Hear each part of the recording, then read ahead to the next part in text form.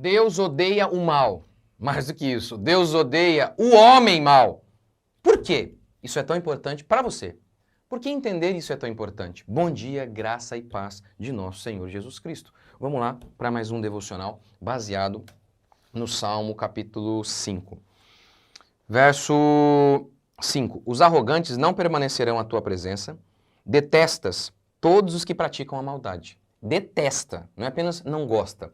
É uma palavra, detestar é um não gostar piorado. Detesta quem? Quem a maldade ou aquele que pratica a maldade? O texto diz, detesta aquele que pratica a maldade. Verso 6. Destróis os que proferem mentira. O Senhor repudia o assassino. Repudia. É também um não gosta piorado. Repudia o assassino e o fraudulento. O texto diz que Deus repudia, abomina o assassinato ou o assassino. O texto é claro, Deus odeia o assassino. Você já deve ter ouvido essa frase várias vezes. Esta frase. Ai, Deus odeia o pecado, mas ama o pecador. Não, aqui o texto está dizendo que Deus odeia o pecador, aquele que vive em pecado. Mesmo porque é uma loucura, é de uma insanidade essa frase de Deus ama o pecador, mas odeia o pecado. É uma insanidade sem tamanho. Sabe por quê? Há maldade sem o maldoso? Há assassinato sem assassino? É loucura isso, gente. É uma separação que tentam fazer que não existe. É uma loucura. Isso só faz uma coisa, só gera uma coisa. Gera nas pessoas falta de temor de Deus. Mas aqui o texto é claro ao dizer que Deus odeia aquele que vive em pecado. E as expressões são muito pesadas. Deus destrói, ele repudia, ele detesta. São pesadíssimas as expressões para Deus se referir ao pecador. Como que Deus odeia aquilo que é mal. E aqui a gente tem, né, a descrição de um Deus em chamas, irado contra o pecado. Então essa frase, Deus odeia o pecado, mas ama o pecador, só serve para que as pessoas continuem em pecado. É só isso, só serve para isso. Esse erro teológico monumental só serve para que as pessoas não tenham temor de Deus. É só para isso, para que eles continuem a perpetuar os seus pecados. Então, você tem que ter essa atitude em relação aos seus pecados. Se você, Deus ama o pecado, Deus ama o pecador, mas odeia o pecado, blá, blá, blá, blá. Você não tem uma atitude de repúdio em relação ao mal que está em você. Você não vai ter. Então você precisa colocar as coisas na proporção correta, no lugar correto. Deus odeia aquele que vive em pecado. Ora, se Deus odiasse apenas a maldade e não o maldoso, ele iria punir apenas a maldade. Eu não sei nem na onde, né? Porque onde ela está, né? Se não no maldoso. Mas enfim. Mas Deus, a gente vê várias vezes na Bíblia, Deus falando dos homens maus e Deus punindo quem? Os homens maus. A minha ira vai se derramar sobre vocês. Por exemplo, Sodoma e Gomorra. Ai, Deus odeia o homossexualismo, Deus odeia o adultério, mas Deus ama esses homens que vivem na perversão sexual. É isso? Então, o que ele faria? Ele iria salvar aqueles homens, mas não. Diz o texto que Deus mandou chuva de fogo e enxofre, aniquilando com tudo. Não sobrou nada. Nada. Deus matou os homens, porque eles praticavam o mal. Então, é uma insanidade dizer, Deus ama o pecador, mas Deus odeia o pecado. Ai, meu Deus do céu. Tem que ir. Não. Deus odeia o homem mau. Lê de novo. Lê de novo. Verso 5. Detestas todos os que praticam a maldade. Detestas todos os que praticam a maldade. Lembra, por exemplo, quando Davi peca, o que Deus faz? Deus o pune.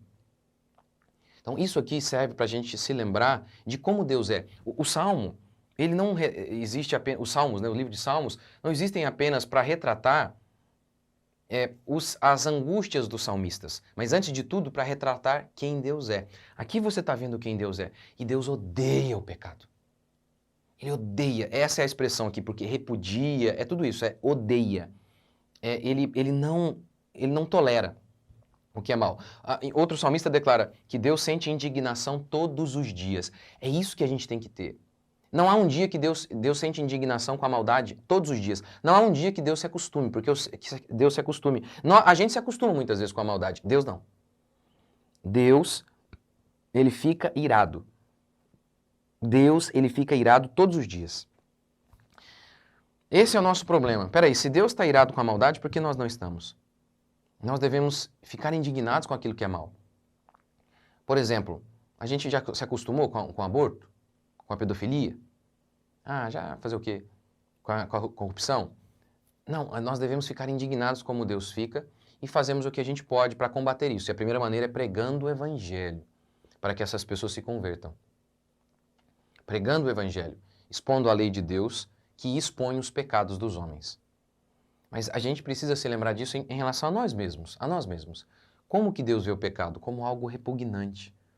Porque o pecado é nada mais, nada menos do que ferir o próximo. Em outras palavras, é isso. A lei se resume em 10 mandamentos. Os primeiros mandamentos se resumem a um pecado direto contra Deus e os outros, pecado contra o homem. E o pecado contra o homem é nada mais, nada menos que também pecado contra Deus. Por quê? Porque são os homens que Deus criou, são os homens que são propriedade de Deus. Então, pecar contra os homens que são de Deus, que toda a humanidade é de Deus. Não estou dizendo que todos são salvos, tá?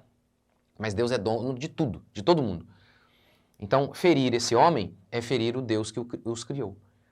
Portanto, todo pecado é então uma quebra disso, do amor ao próximo. E nós então devemos repudiar isso, repudiar o pecado, porque o pecado é ferir o nosso próximo, ferir o nosso semelhante, seja através da inveja, arrogância, maldade, enfim. Esse deve ser o sentimento em nós, de repúdio contra nós mesmos. A sensualidade, por exemplo. Ser sensual é trazer tentação à vida dos outros. É poder, muitas vezes, desencaminhar outras pessoas. Então, qual que deve ser o nosso sentimento? De profunda indignação contra isso, em nós mesmos. Essa indignação contra nós mesmos. De olhar e não, que legal, faz parte. Não. De ter um arrependimento genuíno, e o arrependimento genuíno passa por isso aqui. Dessa profunda convicção de pecado. Por exemplo, em relação ao nosso cônjuge, aos nossos filhos, uma indignação com o fato de que muitas vezes nos iramos. Ontem eu recebi várias perguntas assim, às vezes eu me iro, e como é que eu faço? Eu também. A gente perde o controle às vezes com os filhos, perde a paciência, porque eles são terríveis. E aí a gente sente o quê? Repúdio. A gente vai lá e chora e geme. E não faz assim, ó. Não, fazer o quê? De novo. Todo mundo erra. Não. A gente sente uma profunda indignação, porque é isso que Deus sente em relação ao mal. E é isso que a gente deve sentir, uma profunda indignação. Senhor, me perdoe, o que eu fiz é abominável, é maligno, é depravado. Salva-me. Essa deve ser a nossa posição. Esse é o Deus bíblico. Vamos orar? Senhor Deus e Pai, te agradecemos por mais um dia, bendizemos o teu santo nome, pedimos que a tua graça se renove sobre nós. Que o teu poder esteja conosco, Pai, mais uma vez. Em mais esta semana que começa. Leve-nos, ó Pai, a termos uma indignação em relação aos nossos pecados, a sensualidade, a mentira, a fofoca. Ó Deus, tem misericórdia de nós. E nos salve, e nos ajude, e nos conduza em santidade, a vivermos de acordo com a tua santa e bendita palavra. Nós oramos, Pai, pedimos a tua força e a tua bênção em mais uma semana que começa. Em nome de Jesus. Amém, gente? Gente, só dando um avisinho, dia 26 e 27 de janeiro eu vou estar em São Paulo. Lá no meu aqui no meu canal do YouTube também tem, aqui na comunidade, tem lá o link para você fazer a inscrição gratuitamente. Gratuitamente. Então você é de São Paulo, capital, ou você é de outro lugar, mas pega um aviãozinho aí e vai lá rapidinho, poxa. Em São Paulo, capital, lá tem o endereço certinho, é Memorial da América Latina, acho que é isso, o local. Tem ali dia 26 e 27, Conferência Legado Cristão, São Paulo, capital. Dia 26 e 27 de janeiro de 2024, eu vou estar lá. Vai ser uma bênção, hein? Esteja lá. Então, vocês que fazem homeschooling também, a gente vai falar sobre família. Enfim, vai ser muito legal. Deus abençoe. Até a próxima.